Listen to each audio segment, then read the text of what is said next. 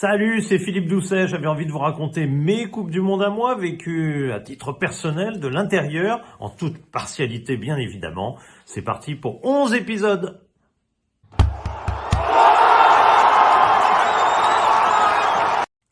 L'épisode 8 nous amène en 2006 et nous ramène en Allemagne. Vous vous rappelez, c'était la première Coupe du Monde que j'avais vécue à la télévision en tout cas. Et alors celle-là, celle de 2006, je vais la vivre alors totalement à la télévision et pour cause, et même dans la soute et dans les sous-sols, parce qu'il faut produire des palettes. Et oui, Canal fait cette Coupe du Monde 2006, donc c'est palettes à gogo, donc à la soute, puis aussi sur le plateau quand même, bon, pour défendre les palettes évidemment, devant les consultants, où il n'y a plus Platini parce qu'il est occupé à la Coupe du Monde.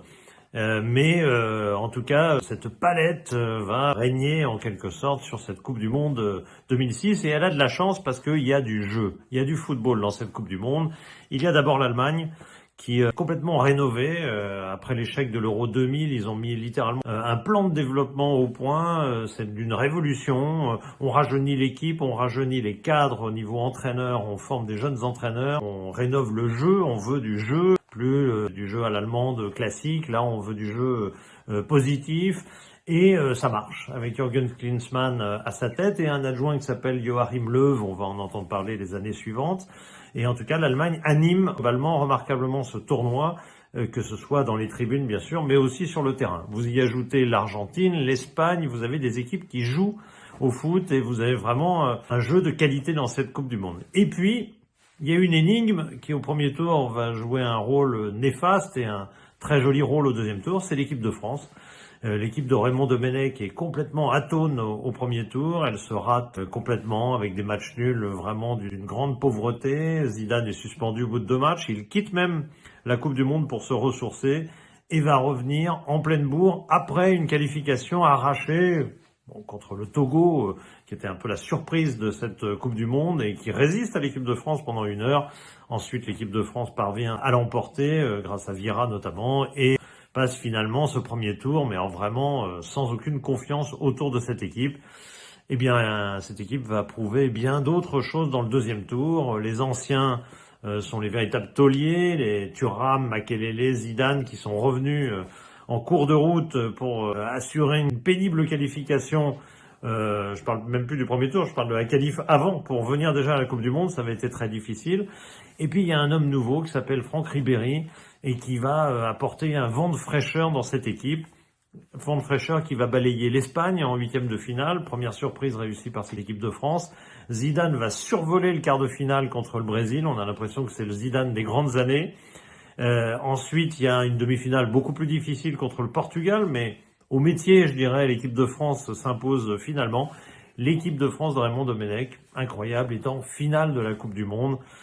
Et là, il va y avoir des tirs au but, Materazzi, Zidane, le coup de boule, il va y avoir des impondérables qui vont finalement empêcher l'équipe de France de remporter cette Coupe du Monde. Ce sera l'Italie, très opportuniste, qui n'avait pas été beaucoup plus brillante que l'équipe de France dans un premier temps dans cette Coupe du Monde, et c'est elle qui va finalement aller au bout.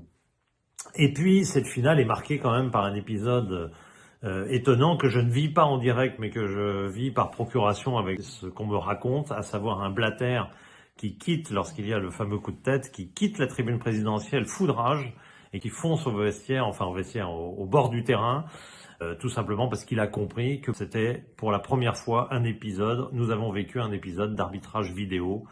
Il est évident, vu le temps, et la palette s'en occupe d'ailleurs de calculer le temps. Combien de temps a-t-il fallu à notre arbitre pour savoir que Zidane avait mis un coup de boule alors que personne ne l'a vu, que c'était loin du ballon et qu'aucun arbitre manifestement ne l'a vu? Il a mis 3,30, 3,45, 4,15, je me rappelle plus exactement, mais un temps infini.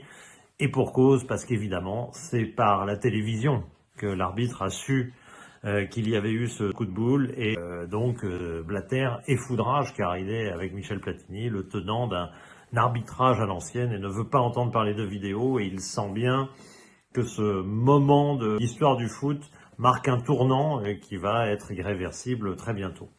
Et puis, dernière anecdote quand même, et dernier plaisir dans cette Coupe du Monde, on me laisse quand même aller 2 fois en Allemagne quand même, humer l'odeur de cette Coupe du Monde.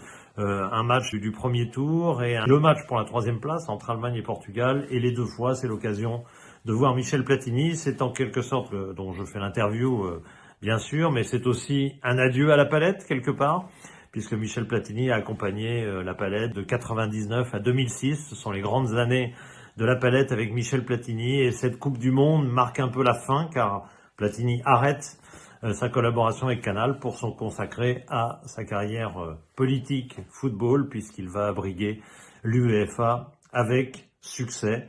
Mais la Palette est donc en deuil, même si évidemment je vis ces moments en Allemagne avec Michel Platini comme un petit bonheur sucré en plus.